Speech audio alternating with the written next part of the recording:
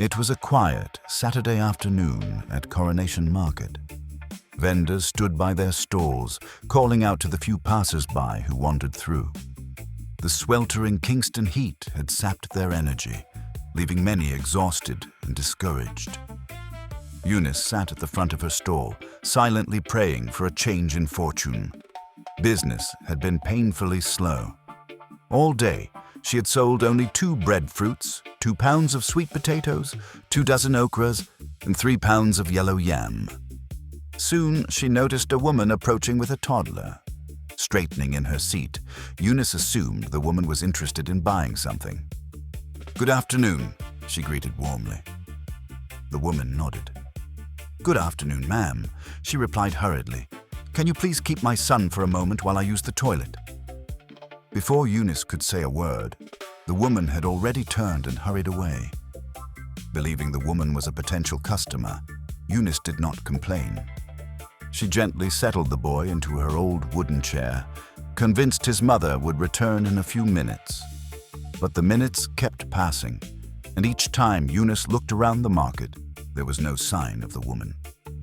Before she knew it, an hour had gone by. Strangely, it was as if the little boy had brought her luck. Not long after his mother disappeared, one customer after another stopped at her stall. By late afternoon, she had sold everything, from the last breadfruit to the final pound of dasheen. For the first time in a long while, Eunice was heading home with every banana box and crocus bag empty and her thread bag full of money. But the boy's mother still had not returned. Worry began to creep into her thoughts. The little boy looked hungry and completely confused.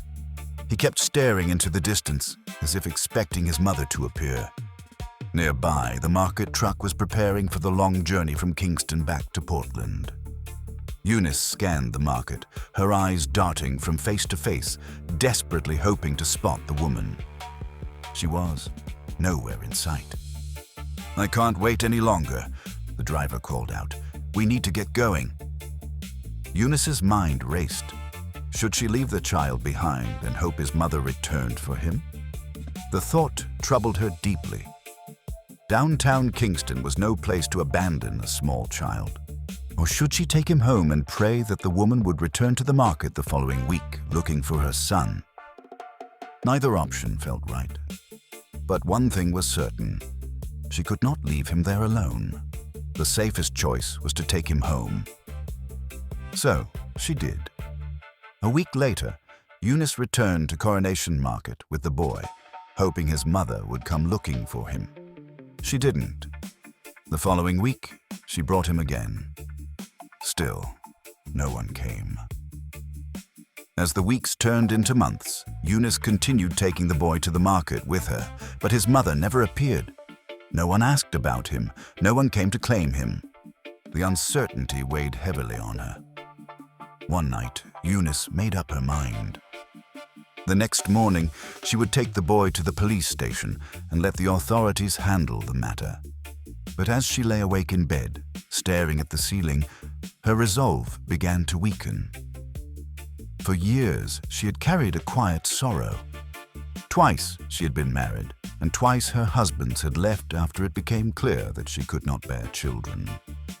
As a devoted Christian, Eunice had spent countless nights on her knees, praying for the blessing of a child. By the time she reached her 50s, she had accepted that she would never have a child of her own. And yet, for reasons she could not fully explain, she could not shake the feeling that this little boy had entered her life for a purpose. The more she thought about it, the more convinced she became that he was an answer to those long-forgotten prayers. By morning, her decision had changed. She chose to keep him and raise him as her own. Believing the boy was a blessing sent by God, she gave him a name that reflected what he had become to her. She called him Asher. As an aging single mother, subsistence farmer, and higgler, Eunice often struggled financially. But she was determined to give Asher opportunities she never had. No matter how difficult things became, she made sure he attended school and received the education he deserved. Her sacrifices were not in vain. Driven by self-discipline and a determination to rise above his circumstances, Asher excelled academically. He eventually graduated from university as an agriculturalist. Asher grew up knowing he had been abandoned by his biological mother. Eunice never hid the truth from him. She often told him the story of how his mother left him with her that fateful Saturday. Yet he never felt unloved. Eunice had given him everything she could, including the one thing he needed most, a mother's love. Sometimes, when he was younger, Asher would ask whether his mother might return one day. Eunice would smile sadly and tell him she did not know. But she always reminded him that a person's worth is not determined by who leaves them. It is determined by the person they choose to become. By his early 30s, Asher was happily married with 2 children and enjoyed a successful career. His expertise had earned him recognition throughout the industry, making him one of the most respected voices in the agricultural sector. Yet life was not without heartbreak. Cancer took Eunice from him. The woman who had taken him in, raised him, sacrificed for him, and loved him was gone. With time, faith, and the unwavering support of his loving wife, he learned to carry the loss without allowing it to consume him. He found a way to live with it, just as Eunice would have wanted. Then, one afternoon, the past found its way back into his life. Asher was in his office reviewing reports when his desk phone rang. Without looking up, he reached for the receiver. "Hello?" "Sir," his secretary's voice came through, sounding unusually hesitant. "There is a woman at reception asking to see you." Asher continued scanning the document in front of him. "Does she have an appointment?" "No, sir." "Then ask her to schedule one." There was a brief pause. "Sir," the secretary said carefully, "she is insisting that she sees you. She says it's a personal matter." Asher sighed. What kind of personal matter? Another pause followed. Then came the answer. "She says she's your biological mother." The words struck him with such force that, for several seconds, he could only stare ahead in stunned silence. His biological mother. The woman he had spent his entire life wondering why she had abandoned him at Coronation Market and never returned. "Sir?" his secretary asked. "Are you still there?" Asher exhaled slowly, trying to steady himself. "Yes," he muttered. "What would you like me to do?" his secretary asked. Asher barely heard her. His mind was already searching for an answer to a different question. Why had the woman who abandoned him suddenly come looking for him now? He drew a deep breath. "I'm coming down," he finally said. When Asher stepped into the reception area and saw the woman, he did not recognize her. He had been barely 3 years old when she abandoned him. Now he was 35. The woman standing near the reception desk looked nothing like the person he had imagined all these years. She looked exhausted and heavily burdened. For a moment, she did not recognize him either. Then the secretary rose from her desk. "Sir," she said respectfully, gesturing toward the visitor. "This is the lady who claims to be your biological mother." The woman's gaze met his and did not waver. "My son!" she cried. Before Asher could react, she stumbled toward him and wrapped her arms around him. Caught completely off guard, he did not know how to respond. "My son, please," she sobbed. "Please find it in your heart to forgive me. I've regretted it every day of my life." Asher stood motionless. For decades, he had wondered who she was.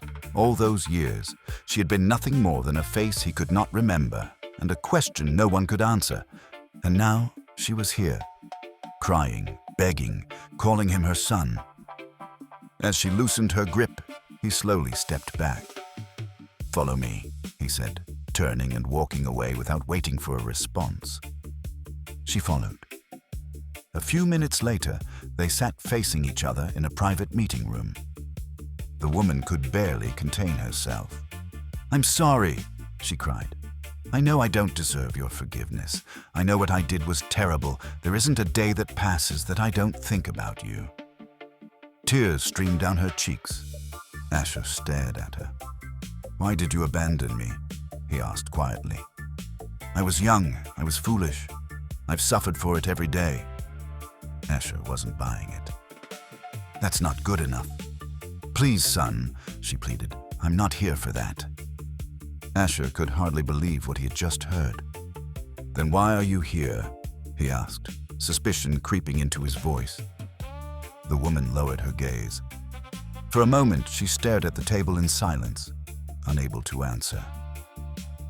Seeing her hesitation, Asher grew impatient. "Why are you here now after all these years?" he asked again.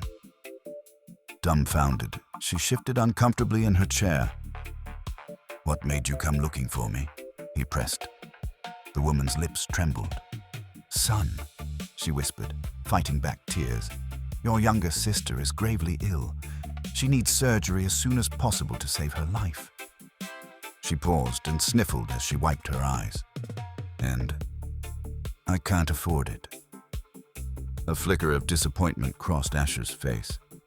He stared at her in disbelief. After a moment, he gave a slow nod. "I get it."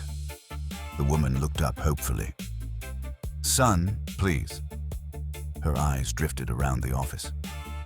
"I know you can help us. Your sister—" Asher pushed back his chair and stood up. "Somehow you heard about my success," he interrupted. "And you hunted me down because you're desperate. You came here hoping to guilt me into paying for your daughter's surgery." Please don't say it like that," the woman pleaded. His temper flared. "Is there a better way to say it?" he spat. The question struck her like a bullet. "You came here for money, didn't you?" The woman lowered her head. Then she slowly shook it. "Not entirely," she whispered. The woman wiped tears from her face. "Your sister's kidneys are failing," she said. "The doctors told us that a close family member might be the best donor." She took a deep breath before continuing. "And your brothers and sisters have all refused." Asher felt his heart sink. For a brief moment, he wondered how many siblings he had. If she had raised them, he thought, it was hardly surprising they had turned out as cold-hearted as she was. Yet that brief curiosity was soon overshadowed by the painful reality of why she had come. She wasn't here to ask how he had survived. She wasn't here because she had spent decades searching for the son she had abandoned. She wasn't here to rebuild a relationship. She had come to ask for money, and if that wasn't enough, she had also come to ask for one of his kidneys. The realization cut deep. After all those years, she remembered he existed only when she needed something from him. "My son," she said weakly, "I found out about you through an interview you did after your adopted mother passed away. I saw her photograph standing in Coronation Market and recognized her immediately. That's how I knew you were my son." Asher studied her face carefully, searching, hoping, looking for some sign that her remorse was genuine. But all he saw was sheer desperation. "That interview was almost 5 years ago," he said quietly. The woman lowered her gaze and said nothing. Asher leaned forward. 5 years. A flicker of discomfort crossed her face. "You knew how to find me," Asher said, struggling to contain his anger, "and yet you never reached out to me." The woman began to cry again. "But now that your daughter needs money and a kidney, suddenly you've found your way to my office." The realization angered him. The woman sitting across from him was not searching for a son. She was searching for a solution, and he happened to be one. She was asking him to undergo a major medical procedure and cover the expenses to save the life of a sister he had never met. Part of him remembered the lessons Eunice had spent years teaching him about mercy, compassion, and grace. But another part of him wanted to treat her the way she had treated him, with the same cold disregard. The answer came quickly. "No." He held her gaze. "Forget about me. I won't do it." Yet even as the words left his mouth, Asher felt a faint sense of guilt. Not for the woman sitting across from him, but for the sister he had never met. She had done nothing to deserve the cruel hand fate had dealt her, yet she was the one paying the price. The woman held his gaze, her tear-filled eyes silently pleading with him to reconsider. "Please leave," he said, gesturing toward the door, "and never show up at my office again." She hesitated. Tears streamed down her face as she slowly stood. "My son," she pleaded, "I understand if you can never forgive me. But please at least do this for your sister." Asher's brows furrowed. He slapped his palm against the table. The woman flinched. "Don't you ever call me your son again," he snapped. "Whatever connection we had ended the day you walked away from me in Coronation Market. Eunice is the only mother I've ever known. She raised me. She sacrificed for me. She loved me when you didn't." His chest rose and fell rapidly as he struggled to keep his emotions in check. "And I'm still grieving her death." Those words cut through the woman like a knife. A wave of regret crashed over her, leaving her drowning in shame and heartbreak. Without another word, Asher walked to the door and pulled it open. He stood aside. The message was clear.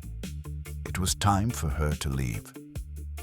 Unable to hold his gaze any longer, the woman lowered her head and slowly walked out. Then Asher closed the door with quiet finality.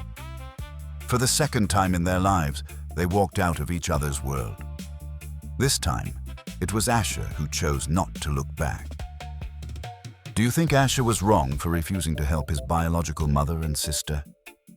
Let me know your thoughts in the comments. Stay tuned for more dramatic stories by Troy Mackenzie. Please like, subscribe, and share. Thank you for supporting the growth of words, sound, and story.